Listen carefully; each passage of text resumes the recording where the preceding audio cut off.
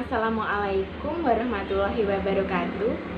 Perkenalkan, nama saya Septina Indra Budiarti, NPM 18120012 dari kelas 5A.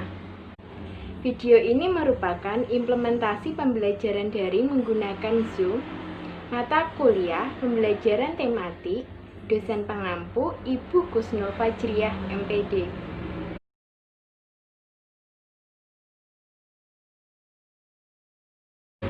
Sekian.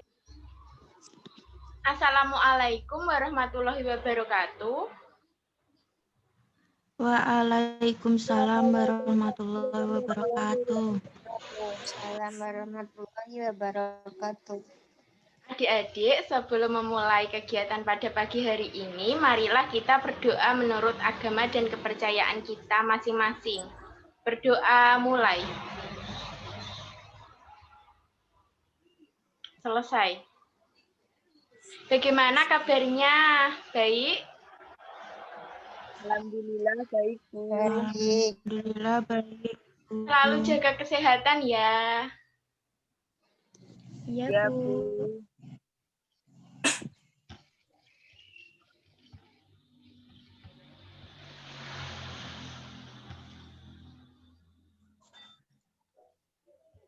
Share screen Ibu sudah masuk? Ya. Belum, Bu. Sudah, Bu. Ya.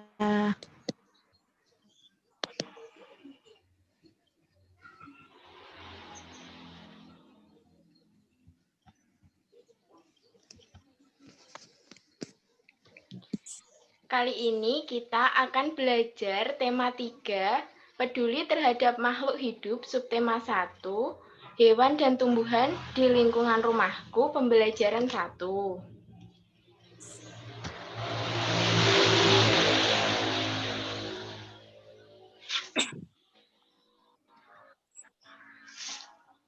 Tahukah kalian makanan yang paling banyak dikonsumsi di Indonesia? Iya, ini adalah nasi. Nasi yang sebelumnya adalah padi, seperti gambar tersebut. Sudah tahu kan anak-anak? Sudah, Bu. Sudah. Kemudian saya akan menjelaskan dan membacakan. Padi adalah tanaman yang sangat penting di Indonesia. Padi menghasilkan beras. Banyak penduduk Indonesia yang mengonsumsinya. Padi dapat tumbuh di daerah panas dengan curah hujan tinggi. Daerah utama penghasil padi adalah Jawa Barat, Jawa Timur, Jawa Tengah, Sulawesi Selatan, dan Sumatera Utara. Kemudian dilanjutkan. Siapa yang mau melanjutkan? Saya, Bu. Safira Eka Putri. Karawang, Jawa Barat dikenal sebagai lumbung padi nasional. Pertumbuhan padi dibagi menjadi 3 tahap besar. Pertama-tama, benih atau biji padi dimasukkan ke dalam karung goni dan direndam 1 malam di dalam air mengalir, supaya perkecambahan benih terjadi bersamaan. Selanjutnya, benih-benih ini ditanam di lahan sementara. Bibit yang telah siap dipindah tanamkan ke sawah. Biji atau benih tadi akan tumbuh berkecambah hingga muncul ke permukaan. Bakal akar dan tunas menonjol keluar, lalu batangnya memanjang. Petani juga mengairi, memberi pestisida dan pupuk pada tanaman ini. Selanjutnya, tanaman padi berbunga hingga gabah matang. Berkembang penuh, keras, dan berwarna kuning. Gabah adalah butir padi yang terbungkus dalam sekam atau kulit padi. Gabah ini nantinya yang akan dijadikan benih lagi. Tahap pertumbuhan padi berlangsung antara 110 hari hingga 130 hari. Setelah panen padi, gabah ditumbuk dengan lesung atau digiling sehingga sekam atau kulit padi terlepas dari isinya. Bagian isi inilah yang berwarna putih, kemerahan, ungu, atau bahkan hitam yang disebut beras. Sudah, Bu? Ya, setelah kalian menyimak bacaan dari yang dibacakan oleh Asafira Eka Putri tadi, Ibu memiliki pertanyaan-pertanyaan. Jawablah pertanyaan berikut. Siapa yang bisa? Apa isi bacaan di atas? Ibu beri contoh ya, nomor 1. Isi bacaan di atas adalah tahap pertumbuhan tanaman padi. Yang kedua, siapa yang mau menjawab? Ayo. Mengapa tanaman tersebut penting bagi masyarakat Indonesia? Siapa yang mau menjawab? Ya, Safira. Karena sebagian besar masyarakat Indonesia mengonsumsi nasi sebagai makanan pokok. Betul banget, karena sebagian besar masyarakat Indonesia mengonsumsi nasi untuk makanan pokok atau makanan sehari-hari. Kemudian nomor 3 tadi Maharani yang udah mau menjawab, di mana tanaman tersebut dapat tumbuh.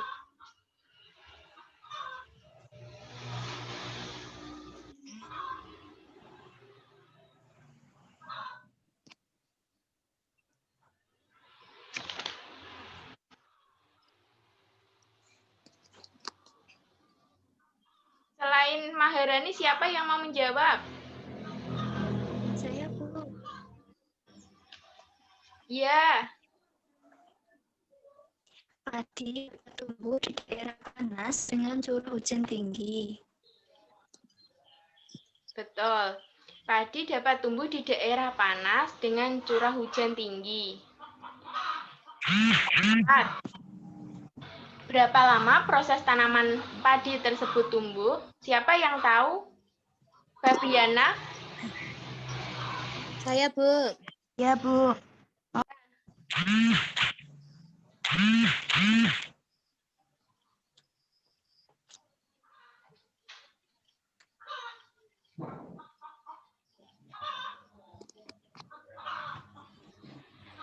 Iya, Fabriana, apa jawabannya? Berapa lama proses tanaman tersebut tumbuh?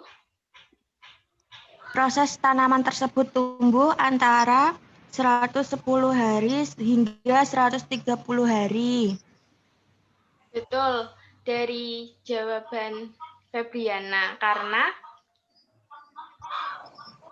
tadi saat Asafira membaca sudah ada. Jadi padi dapat tumbuh di daerah panas dengan jadi proses tanaman tersebut tumbuh antara 110 hari hingga 130 hari. Kemudian apa yang dimaksud dengan gabah? Siapa yang tahu apa itu gabah? Ya, Bu. Ya, Dina. Gabah yaitu butir padi yang terbungkus dalam sekam atau kulit padi, Bu. Ya, betul banget. Gabah yaitu butir padi yang terbungkus dalam sekam atau kulit padi yang nantinya akan menjadi nasi. Kemudian Ibu lanjutkan ya. Indonesia memiliki beragam tumbuhan yang dapat dimanfaatkan sebagai makanan pokok, beras atau padi. Singkong adalah beberapa di antaranya. Di daerahmu pasti banyak tumbuhan yang dapat dimanfaatkan. Ada mangga, pisang, seledri, tebu. Pilihlah salah satu tanaman yang sering kamu makan.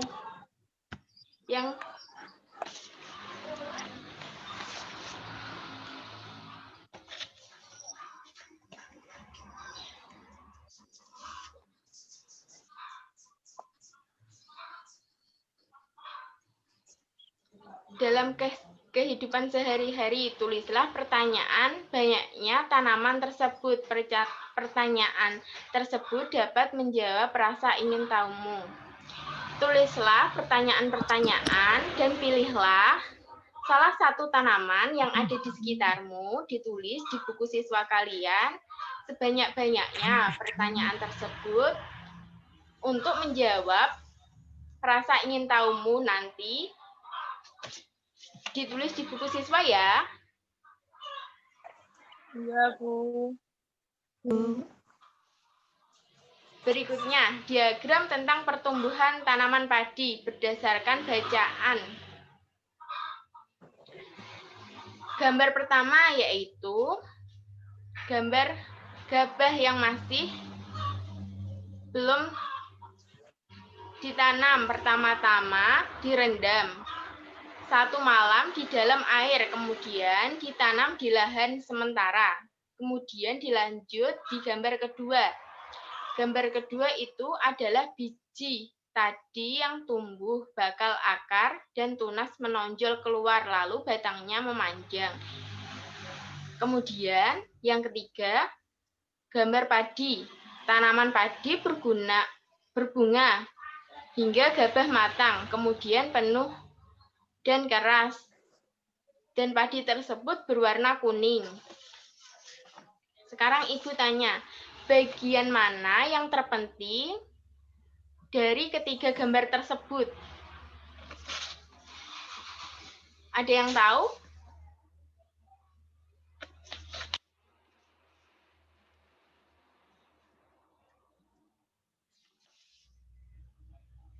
Bagian yang terpenting yaitu adalah gambar yang kedua. Ya, biji akan tumbuh, bakal, akar, dan tunas menonjol keluar, lalu batangnya memanjang. Karena pada masa tumbuh, padi sangat membutuhkan untuk perkembangan selanjutnya. Pada fase ini mengalami kegagalan. Saat mengalami kegagalan, maka padi tersebut akan tidak dapat tumbuh. Karena pada fase ini, padi itu sangat membutuhkan perkembangan yang sangat baik.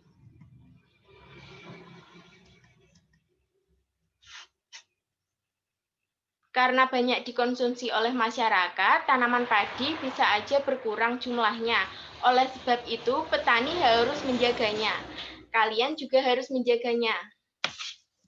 Selanjutnya, berikut adalah beberapa cara untuk mempertahankan padi tetap dapat dinikmati masyarakat Indonesia.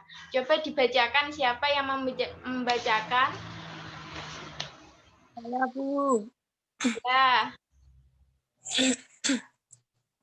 Berikut adalah beberapa cara untuk mempertahankan padi tetap dapat dinikmati di masyarakat Indonesia. 1. Menjaga bibit agar dapat ditanam kembali. 2. Menjaga lahan pertanian, jangan sampai lahan digunakan untuk kebutuhan lainnya, misalnya dijadikan untuk mendirikan bangunan. 3. Menjaga kebersihan lingkungan sekitar, sampah akan menyebabkan banjir. Apabila terjadi banjir, maka tanaman padi tidak akan tumbuh. 4. Saluran air dijaga agar tetap mengalir. 5. Penggunaan beras yang tidak berlebihan. Jumlah penduduk yang meningkat akan meningkatkan kebutuhan yang besar terhadap padi. Penggunaan beras sesuai kebutuhan akan sangat membantu. Kemudian,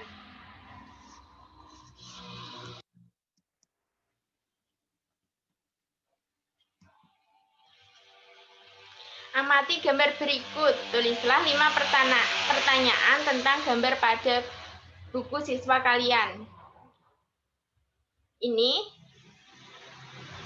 Gambar ini adalah gambar pantai yang pertama. Yang kedua adalah gambar gunung atau daratan tinggi. Kemudian ini gambar perladangan atau sawah, yaitu dataran rendah. Tulislah sedikitnya 5 pertanyaan saja pada buku siswa kalian. Selanjutnya, Ibu akan menjelaskan mengenai gambar-gambar ini. Gambar pertama adalah pantai. Pantai adalah daerah yang berbatasan langsung dengan laut. Pantai ada yang landai dan ada pula yang terjal. Pantai landai biasanya digunakan untuk objek wisata. Kemudian gambar 2 yaitu dataran tinggi. Dataran tinggi adalah permukaan bumi yang ketinggiannya 500 meter di atas permukaan laut di antara Dataran tinggi ini biasanya dimanfaatkan untuk peristirahatan, objek wisata, dan usaha perkebunan. Kemudian gambar yang ketiga, dataran rendah. Dataran rendah adalah permukaan bumi yang datar dengan ketinggian kurang dari 200 meter dari alas permukaan laut.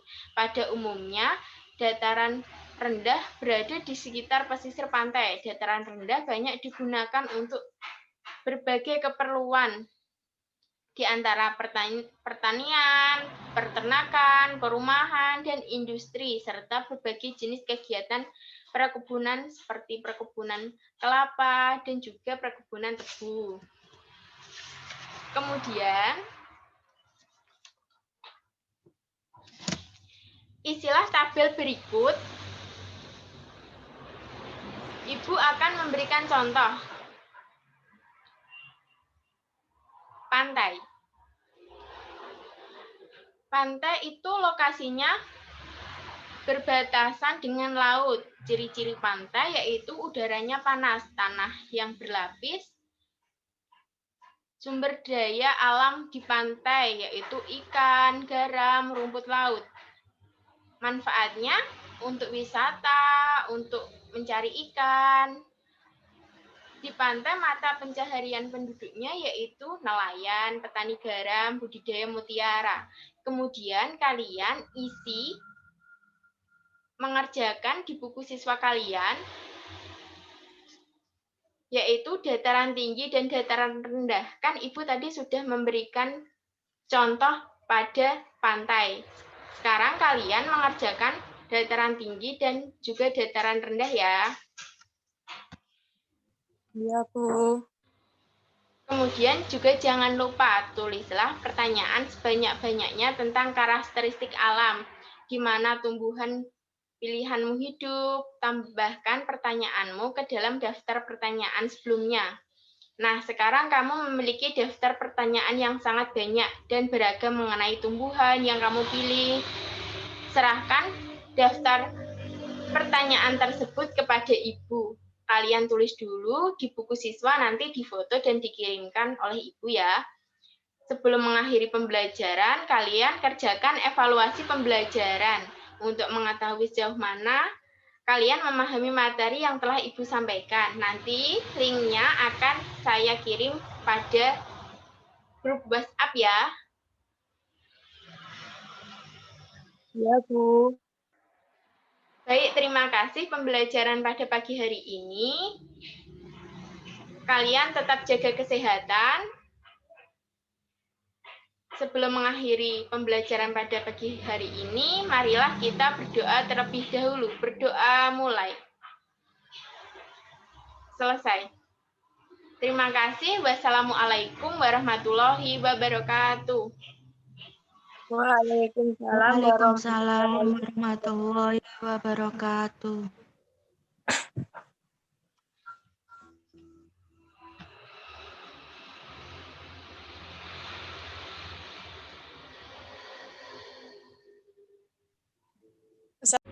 Sekian, terima kasih. Wassalamualaikum warahmatullahi wabarakatuh.